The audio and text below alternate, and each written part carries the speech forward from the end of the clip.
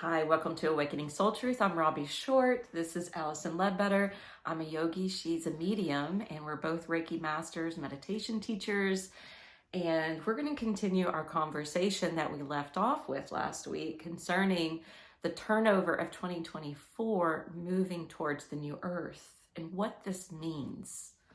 I guess what it looks like and feels like, if we step out of the parameters of just looking at astrology, we really want to give you a different perspective, and that's your soul's perspective, or the relationship with your soul. And if we nurture that relationship, how it shows and tells us exactly what the potential for New Earth is. Yeah, you made a good point when we were talking before we started to film. This is all about energy. Yes. Yes, the physical things may dissolve or go away or do a switchover or changeover somehow, but it really is more of an energetic change. Yes, because two things are happening. We're actually seeing an influx of energy into the earth as a whole. We are hurtling through space, and our relationship with the universe and where we are has shifted. I mean, they talk about that all the time in astrology. We are immersed in new energy as we hurtle through space, a higher vibration. And as that higher vibration happens, we're going to move. If you can look at this like a continuum, we'll be moving from outside of ourselves being the most important kind of focal point to internal connection. And everything changes when you prioritize and naturally are internal. One of the biggest things, which we were talking about, is this place of being comfortable, at ease, peaceful, stable. All of that happens through meditation. Yeah, meditation, if you're just feeling overwhelmed, overworked, over busy, confused even. Yeah. With a lot of choices, the best thing we can do is just sit and meditate and ground into our bodies, breathe into our lungs, drop into our hearts, and then we're able to get some clarity. Right, because it's that interconnection, that innate soul home place. You're grounding into your soul. Your soul actually, the connection is not exterior. It's not out here. God's not outside of yourself. It's internal. It's inside of you. This makes me think that my hope for the new trend of yoga is actually going to come about.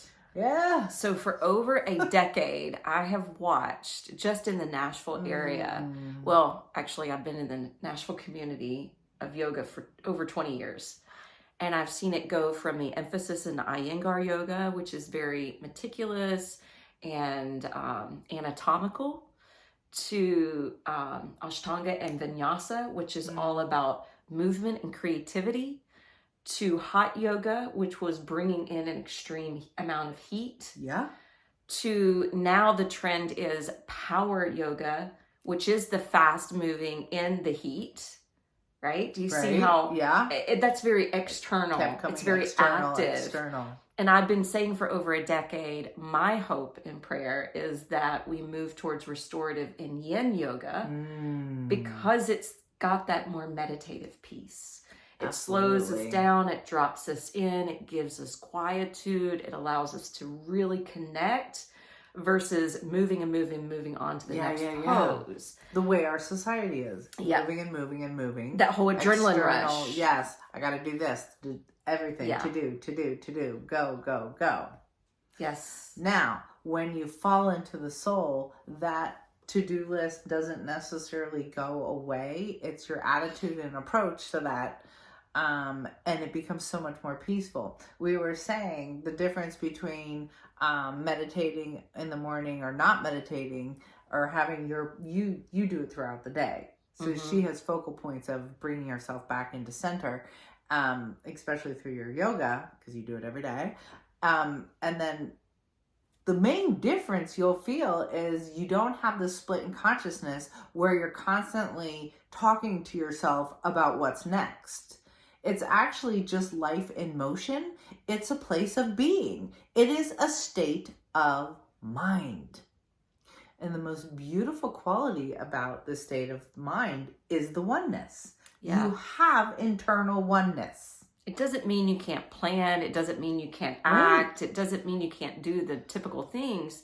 But once you've taken it to a certain level, just sit back and let it unfold. Yeah. Just let it be. Yeah. Let it unravel. Let it materialize. Absolutely. I mean, you just kind of fall into motion and you don't, it's like ultimate synchronicity, right? The things that you think about and want are creating externally, automatically.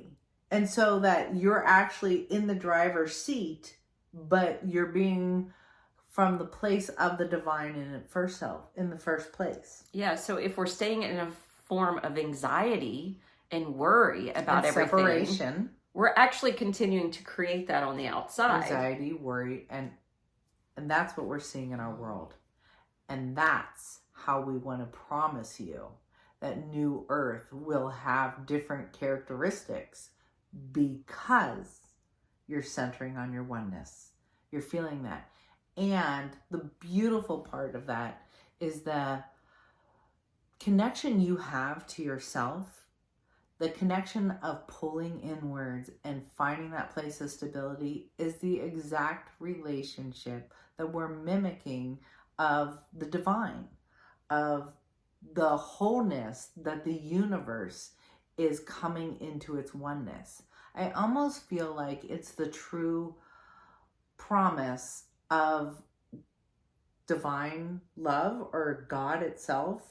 I don't think of, see, many people have different definitions of God, so it can get really messy really fast. But when I think of God, I think of just energy.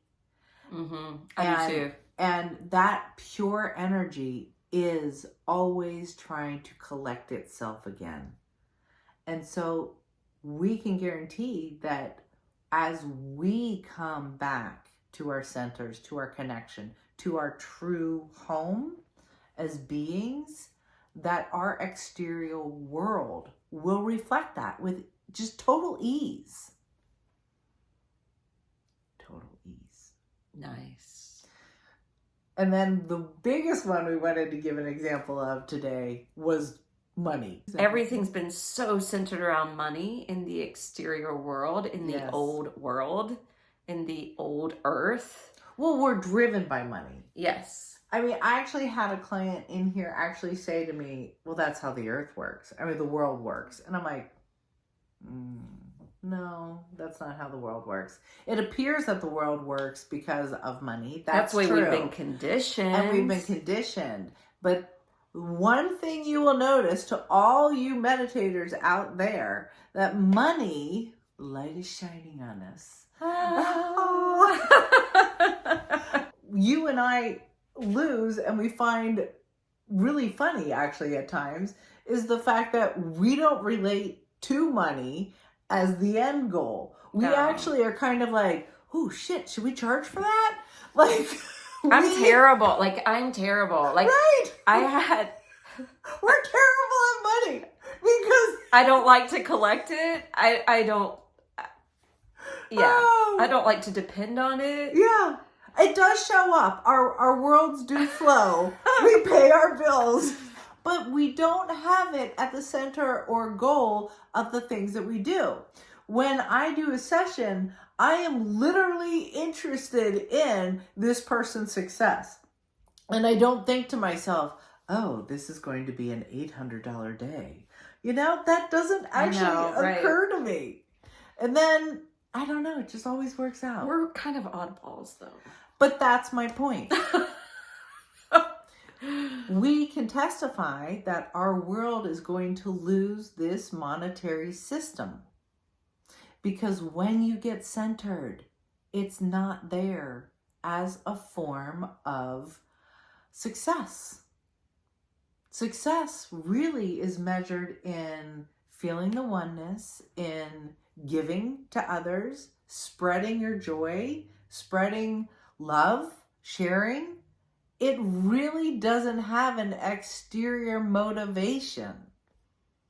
And so I think we have the potential to really take our power back to our heart and create new earth.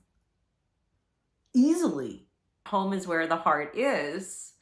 So that is something that we want to return to over and over again. I love going to the Gethsemane Monastery up in Trappist, Kentucky.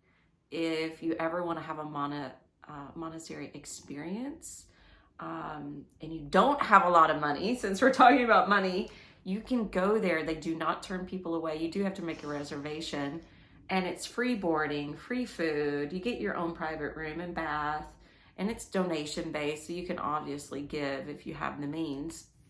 But I go there every year, and every year I hear one of the monks say, "Go into the hermitage of your heart."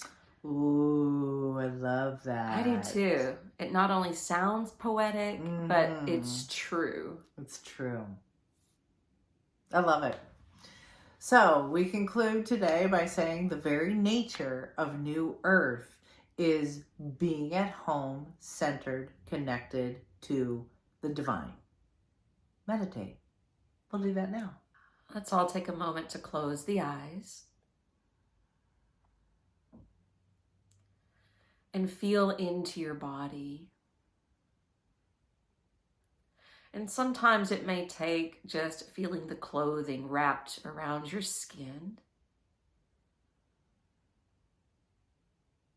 Sometimes it takes feeling the surface underneath you.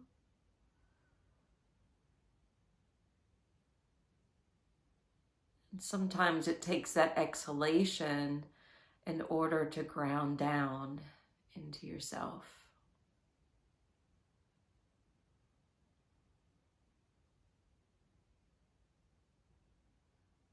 Closing the eyes is a great way to start to look within. Creating a quieter environment will help you to listen within.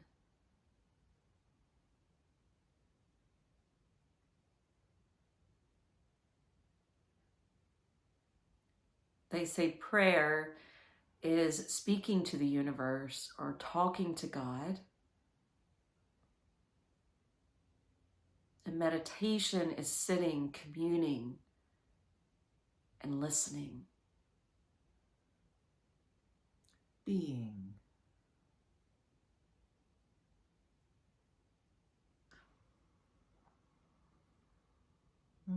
Thank you, Robbie, for centering us.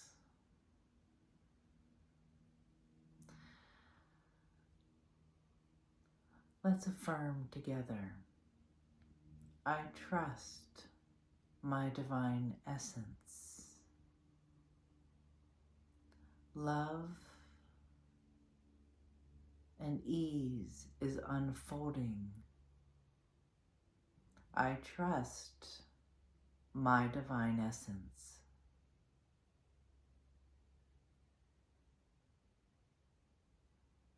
I trust my divine essence. I am at home.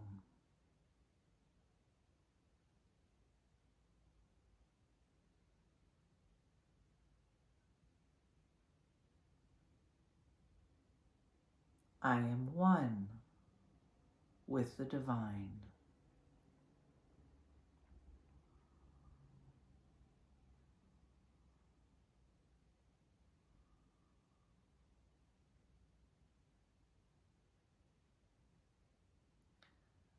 I am at one with the divine inside of me.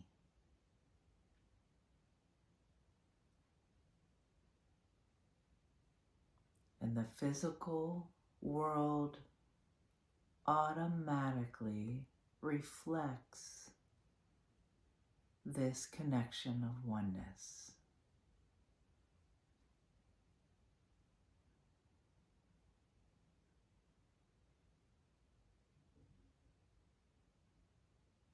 I trust my divine essence.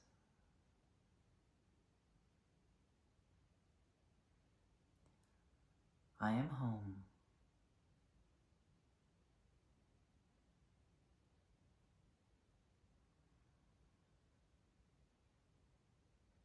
The physical world reflects the love that I am.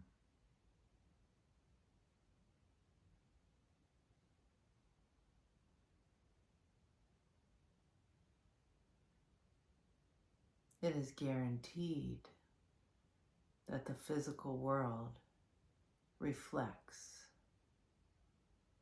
the love and peace in my own heart.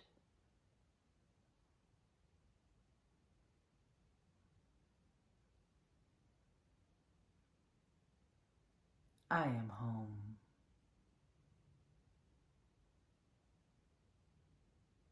I am one with the divine inside of me.